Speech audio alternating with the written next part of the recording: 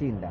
Hakuna chochote ambacho kitamfanya mnyama ashinde kutimiza malengo yake ya kuchukua ubingwa. Maandalizi tuliyoyafanya, ndugu zangu waandishi wa habari, ni maandalizi ya kutisha mno, ni maandalizi ya kufa mtu, ni maandalizi ya kiwango cha mwisho kabisa binadamu anaweza kuyafanya. Ni maandalizi makubwa sana, ni maandalizi ambayo tunahakikisha hatujafanya kosa hata moja kwenye maandalizi haya.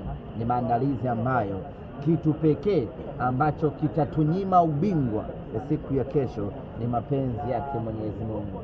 Lakini kwa juhudi za kibinadamu ambazo tumezifanya, ndugu zangu, ni hatari sana. Hakuna namna yeyote ambayo Simba itatufanya tukose huu ubingwa. Lakini mwalimu Fadlu Davis amefanya kazi kubwa ya kiufundi kuhakikisha ya kwamba anawatengeneza, anawaandaa vijana wake kwa ajili ya kwenda kupigana vita kubwa, kwa ajili ya kwenda kupigana vita nzito. Pamoja na matumaini tuliyokuwa nayo ya kuchukua ubingwa huu, pamoja na imani ya ujasiri tuliyokuwa nayo ya kwenda kuchukua ubingwa huu, lakini hatuwezi kuacha wanasema akiba ya kwamba tunakwenda kucheza mechi ngumu kweli kweli. Aina ya mpinzani ambaye tunakwenda kucheza naye ni mpinzani mgumu, mwenye kila kitu kwenye maandalizi, mwenye fedha, mwenye uzoefu, mwenye ushawishi, mwenye kila kitu. Kwa hiyo itakuwa ni mechi ngumu kweli kweli, lakini sisi kupitia idara yetu ya ufundi inayoongozwa na Mwalimu Fadlu tumefanya maandalizi makubwa kuhakikisha ya kwamba tunachukua ubingwa Afrika msimu huu. Ahmed, wapo ambao wanasubiri kuona kwamba kwanza ndio raha ya mpira kuona mnapata upinzani kama huu, na upinzani wa mtu kututania ama kuandaa vibonzo kwa ajili ya kutucheka, sisi hivyo hatuna mashaka. Lakini anayetia mkono kwenye mechi yetu tusilaumiane. Hili ni jambo ambalo tunalisisitiza na tunalirudia mara kwa mara, na kama kuna mtu anadhani tunatania, basi afanye anachoweza kufanya, lakini tunamwambia tu hakutakuwa na wakutulaumu, maana ya kwamba maangamizi atakayoyapata yanaanzia kwake na kwa familia yake. Tumedhamiria ubaya kweli kweli. Kiwango chetu tulichokuwa nacho cha utu tumekiacha mbali kweli kweli.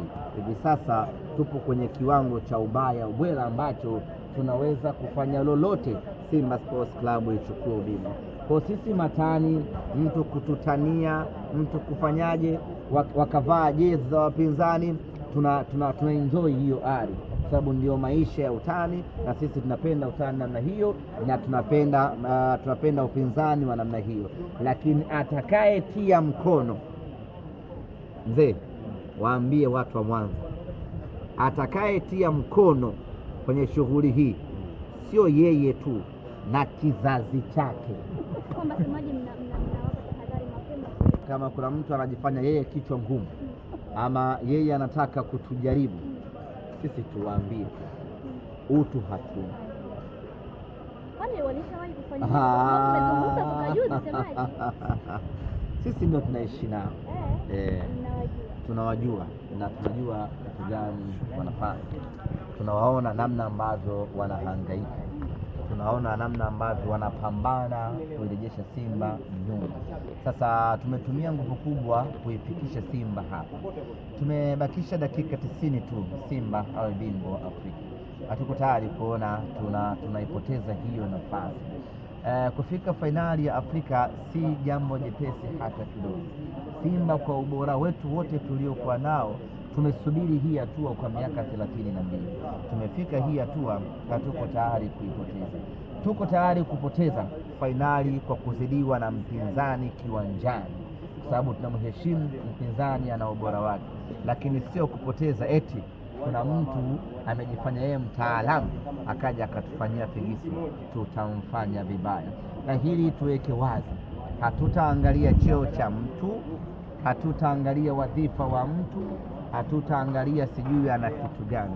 As long as ametaka kutuharibia Simba, tutaruka naye mazima. Tunawaona lakini level yao ya wanaoifanya ni ndogo mno. Kwa hiyo tunawaangalia, iko sehemu ambayo tumekaa, wakifika hilo eneo wanahangaika asubuhi, mchana na usiku, wanahangaika sana. Mwalimu amezungumzia kuhusiana na mashabiki kupokea timu ikiwa inaingia kabla ya mchezo kesho, kutengeneza mazingira ya confidence nzuri kwa wachezaji. Unawaambiaje mashabiki wa Simba jukumu lao? Kuna hiyo changamoto of course mazingira yenyewe ya kiwanja, kwa sababu barabara kwa mfano itafungwa, sijui maeneo gani, lakini itafungwa, maana yake watu watatembea kwa miguu, na sidhani kama itaruhusiwa watu mashabiki wakajipanga kwenye barabara kubwa ya kuingia getini. Kama itaruhusiwa hiyo, basi wanaweza wakajipanga kwenye hiyo barabara kubwa, gari ikaingia, alafu mashabiki. Sidhani kama inaweza ikaruhusiwa, kwa sababu kuna wageni wengi, kuna mheshimiwa rais anakuja, usalama ndio kila kitu.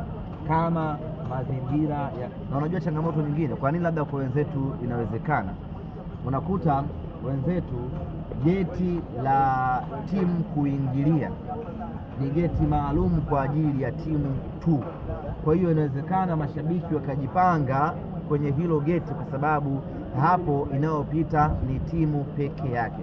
Sasa sisi geti letu hili pamoja na Benjamin Mkapa, timu inaingilia hapo hapo, waandishi wa habari mnaingilia hapo hapo, viongozi wa kafu wanaingilia hapo hapo, akija rais anaingilia hapo hapo. Kwa hiyo kuna hiyo changamoto, na sidhani kama wanaweza wakakubali wa mashabiki wakajipanga, alafu rais akapita wa kafu, rais wa nchi akapita, uweze kujua nani mwema na kwa.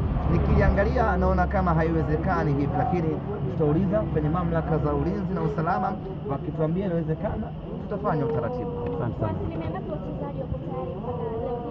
Asilimia 100. Yes, tuko tayari.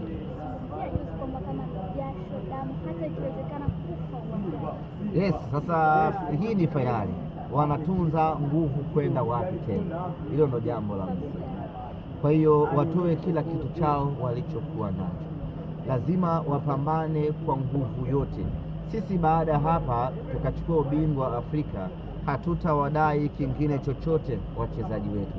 Baada hapo kila kilicho mbele yetu itakuwa ni bonus tu, lakini mechi hii ya fainali ndio mechi ambayo sisi tumeitolea macho kweli kweli. Kwa hiyo watoe nguvu zao zote, maarifa yao yote, kwa sababu baada ya hapa tunakwenda picnic, wanasemaje ya mwisho wa mwaka ile, tunakwenda vacation, tunakwenda kucheza na Singida yule, tuna enjoy tu, wala hatuna wasiwasi, tuko zetu honeymoon. Kuna ubingwa wa Afrika, tuanze kuhangaika sijui na Singida sijui na tunaenda kuenjoy tu baada hapo. Kwa hiyo hii ndio mechi ambayo wanapaswa kufanya kila kitu. Maisha yetu yote yapo kwenye hii mechi.